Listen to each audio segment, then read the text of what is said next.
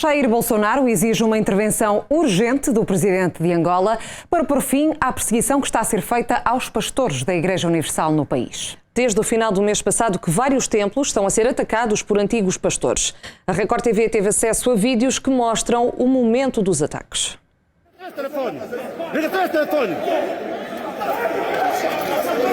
A perseguição aos funcionários da IURD em Angola já chegou à presidência do Brasil.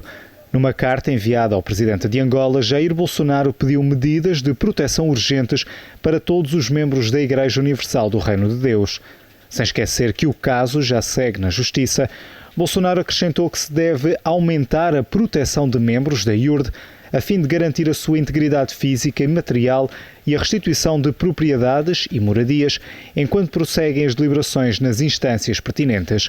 A carta enviada diretamente do chefe de Estado brasileiro para o homólogo angolano foi publicada por Eduardo Bolsonaro no Twitter. No final do mês de junho, um grupo de antigos funcionários da IURD entrou numa das igrejas na capital de Angola e ameaçou todos os funcionários que se encontravam no interior dos templos. Num vídeo amador a que a Record TV teve acesso, é possível ver alguns elementos a tentar arrombar uma das portas. Além de Luanda, várias igrejas em Benguela, Huambo e Malange foram também atacadas. Aqui ninguém mais entra. Malange está tomado. Chipenda, como é conhecido, foi em tempos pastor da IURD. Hoje é um dos elementos responsáveis pelos ataques. Vocês têm que aprender o seguinte: não brinca com o angolano. O angolano vai te meter no teu lugar. Israel Gonçalves foi uma das vítimas deste grupo de agressores. Foram nos empurrando, dando gritos e veio um grupo muito grande para cima de todos nós. Éramos ali uns 5 ou 6 pastores oficiais da igreja e todos nós fomos agredidos com socos, com chutes. Por fim, um deles com algum objeto, não posso identificar o que era, mas ele me bateu com alguma coisa aqui no supercílio e me abriu o supercílio e machucou bem a face, atingiu o olho também. E aí eu caí e eles continuaram a me agredir no solo até que um dos pastores que estavam comigo ali veio em meu socorro, me ajudou a levantar e eu pude então sair dali. Além dos ataques às igrejas, também as residências dos pastores foram vandalizadas. Os autores do ataque aos templos e às residências foram expulsos das igrejas por condutas impróprias e atos considerados repreensíveis, imorais e até criminosos. Já no final do ano passado, o mesmo grupo articulou-se para espalhar boatos sobre a igreja e chegou mesmo a falsificar documentos.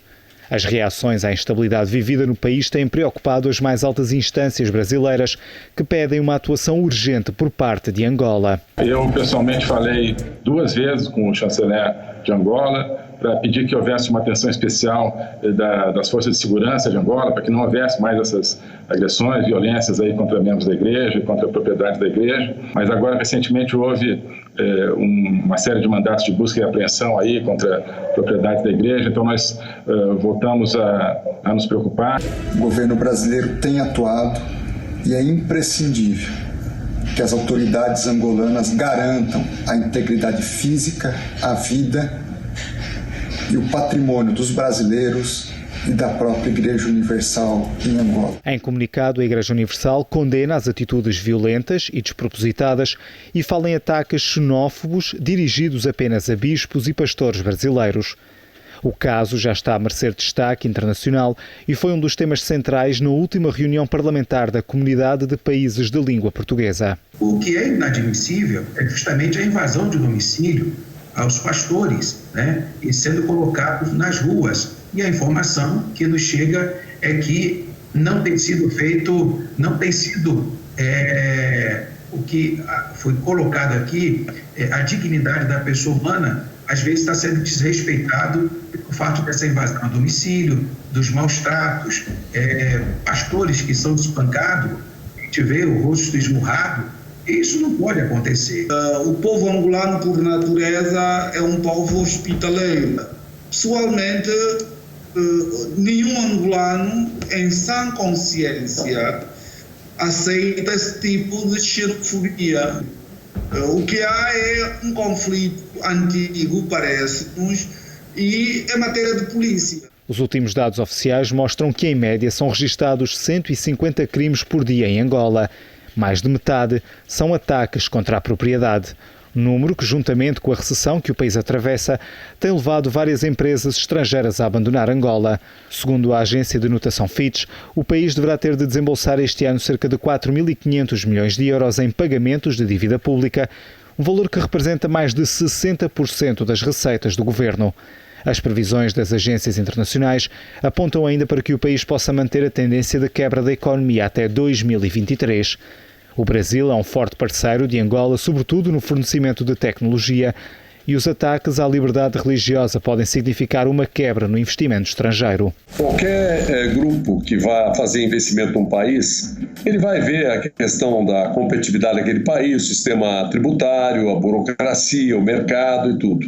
Mas, acima de tudo, a segurança jurídica.